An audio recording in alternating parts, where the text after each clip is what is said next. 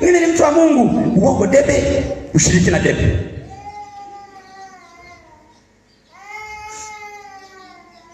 Halo? Yaani kuna watu ni hata anakuja kanisani ameoga madawa. Sasa sije kanisani na kumroga Yesu, anakumroga nani?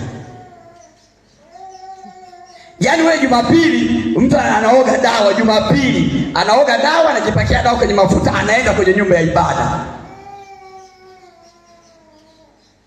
Tukianza kuomba kwa jina la Yesu, kamata wachawi, piga, anajisikia ndiye mchawi.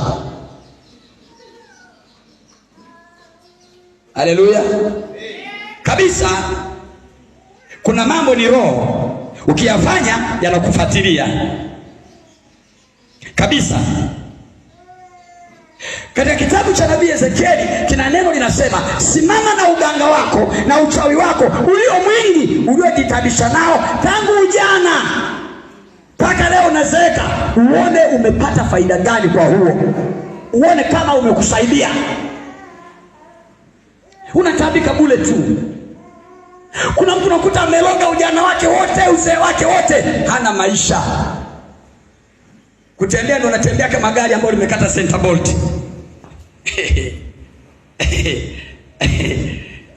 Wachawi wanalaana. Ngoja mimi nikwambie, mchawi analaana kabisa.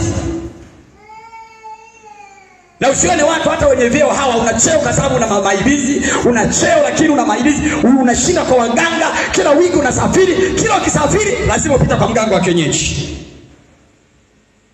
Kila ukisafiri lazima upite kwa mchawi, akufanyie mambo, akwambie safari yako, akufanyie matambiko, yani hofu ya kifo unatafutwa.